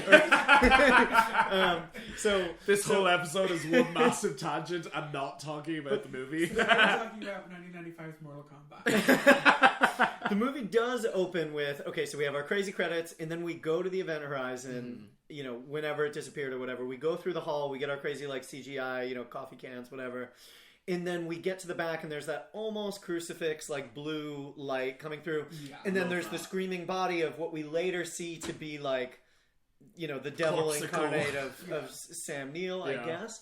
But then it cuts to Sam Neill waking up, and that's his nightmare. Are we supposed to think that Sam Neill was on the original Event Horizon? I said this to you earlier. I said, was he on the ship when it disappeared? I think he was sent back. I think yes. They kind of. I feel like if we like went back into this, like if I watched this movie again with that thought in mind, I bet it makes sense. Because the whole like I am home, all that kind of shit. Yeah, you know? And you just back up like a 5-kilometer hallway. See, what's annoying though is I think that would be perfectly sound if they didn't do one fucking thing that they do, which is that they give Sam Neill a shot at one point later on in the film where he has the orb eyes like other people. And I'm like, wait. If he was home the whole time, why did he like just get hypnotized by the thing? You know, his motive is kind of weird because then even after he's like, I am home, and he kind of reveals himself as a villain, he finds who you described as the lesbian mother on the ground, and it's like, oh my god, what the fuck? And it's like, he's such a he's not. That was but terrible acting on Sam. He does come back to it though. I noticed it as well. He cuts back to like, wait, I'm normal still though. I'm normal still. But he doesn't act like he's pretending either. And honestly, it seems like fucking cutting room floor chaos. Like, I almost wish that they had fed into the like trippy kind of like time warp kind of aspect of this a little more. Because I feel like, again, the editing, I feel like some scenes should have been bumped up a couple of scenes and some should have been shown first. Because I think that's just kind of where the like, what the fuck kind of comes from in this movie, you know? Like, I can't imagine seeing this in fucking 97 in the cinema. I would have walked out and been like, fuck did I just watch? Well, I mean, like, it was very gory for the time. They were looking at it going like, holy shit. Ish. Ooh, sorry, I guess. At least for mainstream cinema, like Paramount wanted to show this. Regular moviegoers. Have regular R-rated moviegoers like mom and dad can go see it. Yeah, and I suppose that there's people like bound in like barbed wire and like very Hellraiser. Like, open flesh. There's some like heavy sodomy People going on in dismembers. that Hellraiser. I'm bit. gonna find that clip. That's going up on the pod. Sodomy. There should have been more of this. There should have been, and again, like we were saying, there was supposed to be. I think there's like 40 minutes missing from this film. I like looking at this. I was like, oh shit, this is only an hour and a half. I'll also be fair with it though. This film, even though it was only 90 minutes, it didn't feel too long, but it did. The plot just definitely. Could you not drop shit, please? The plot definitely. Oh, that was. Oh, that's awkward. I'm a newly married man. I'm allowed to play with my wedding ring. I'm still getting used to it. Everyone can go back to Space Lightning. Oop, my wedding ring fell. Did everybody see that? It's my wedding ring. I just got married. No, I've lost my fucking track of thought now. Great. Fantastic. Wrap it up. No, the plot definitely moved quick, and I liked it. It never felt stagnant at any one point during the film. You know what I mean? I wasn't looking at my watch going like, oh, totally. There was 2 times where I was like, I checked the time that was left on it though. It didn't drag, but there's a certain point like right in the middle where it kind of like lulls out a little bit, where they're kind of just like, what? Show me the receipts. Come on, show me. They're like, oh, the ship is going to blow up in that time, and then a lot of it is just kind of running around looking for stuff.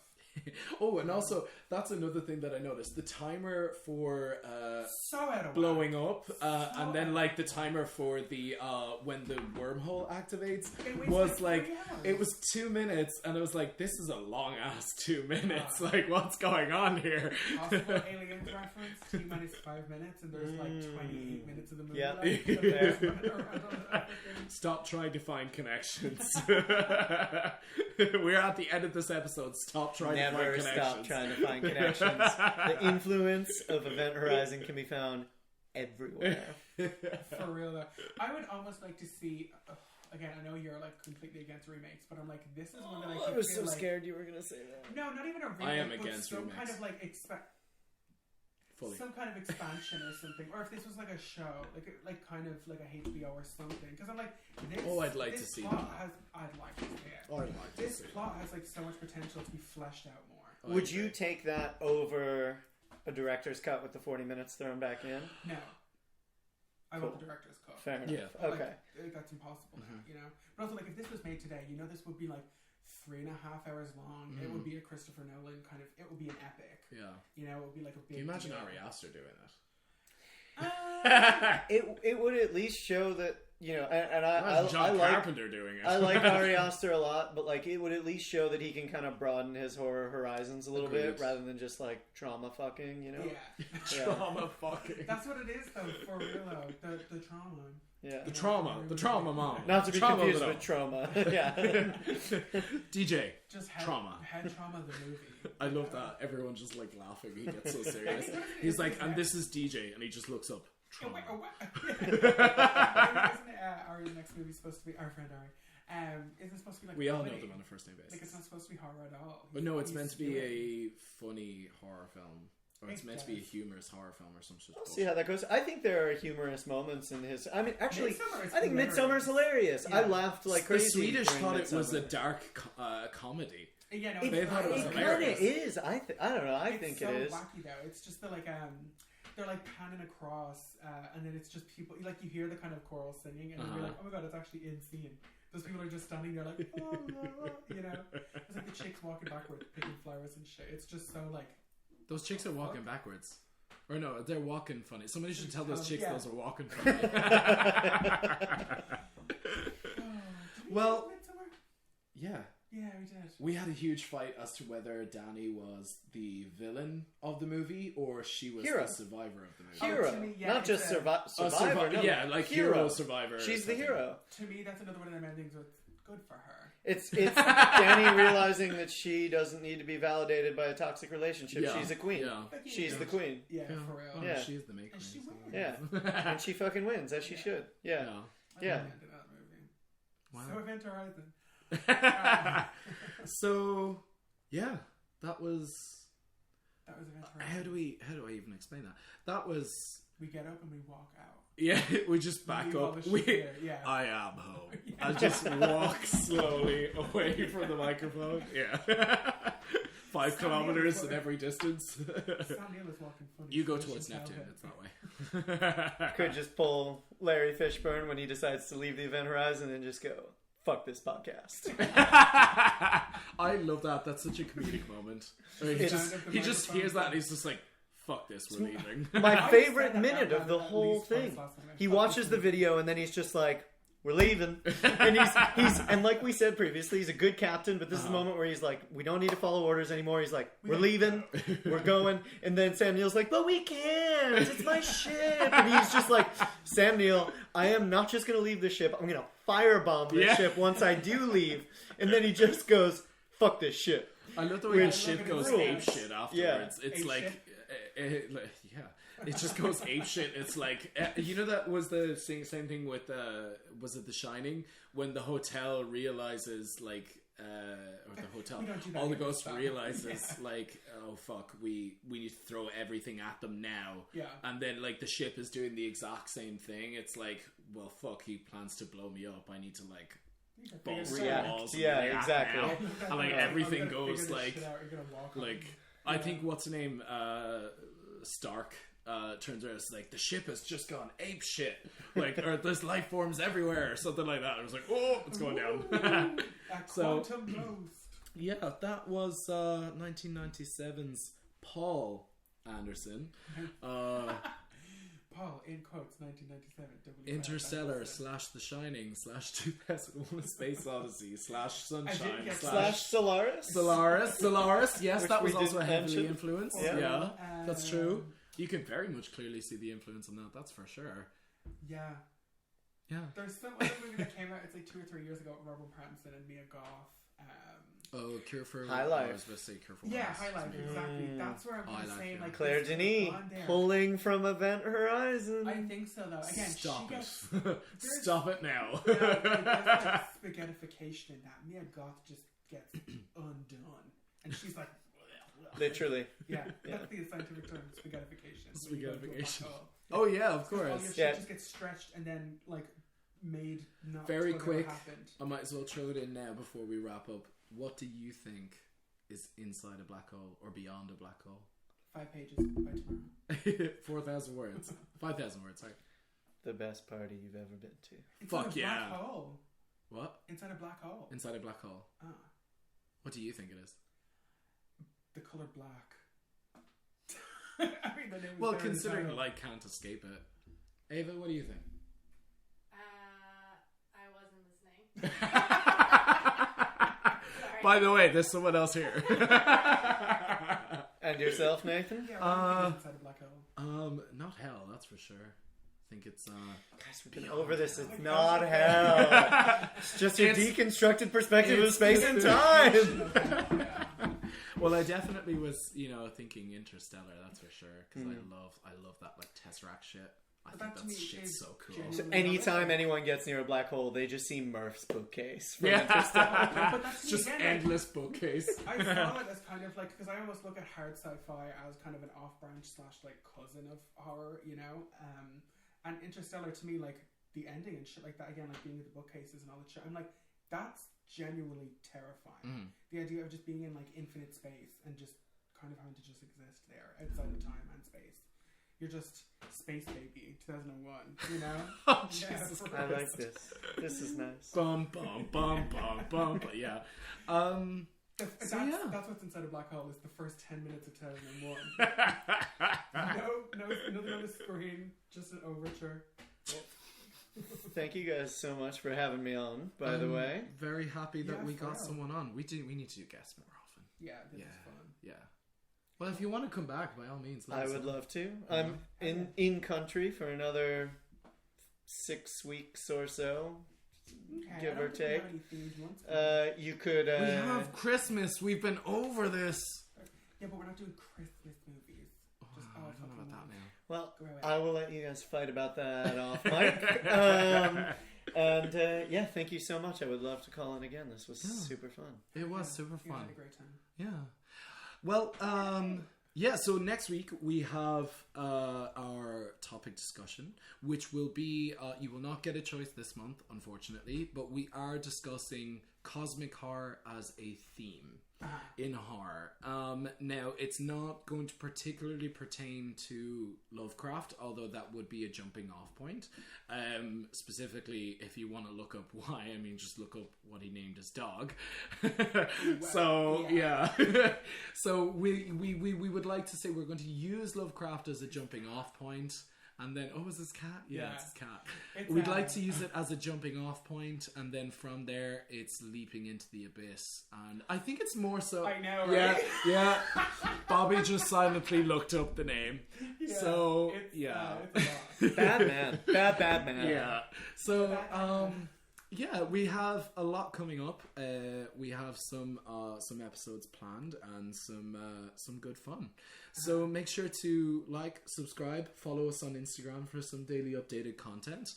And we will be moving to Spotify, as we previously said. It will be now in the early new year, which was where we plan to move most of the episodes to. Although we will continue to upload onto YouTube as well. So, for sure. you know, if you don't want to pay for ads, you know, Because just come on to this. It's fine. Specifically asked, like, can you guys put this on Spotify instead of leaving the YouTube app open? So, yeah. Thank you for joining us, man. I really am happy, and may you continue to scare the shit out of me in cinemas. Thank you so much. It will be my pleasure. And something, time and space. Go off. Sis. So, yeah. fuck this ship. Yeah. Fuck this ship. And let's dive into, or rather jump out of, some black holes. I'm going to dive into the other half of this roll when we're finished. All right. Unpleasant dreams. Oh, you're just so sick.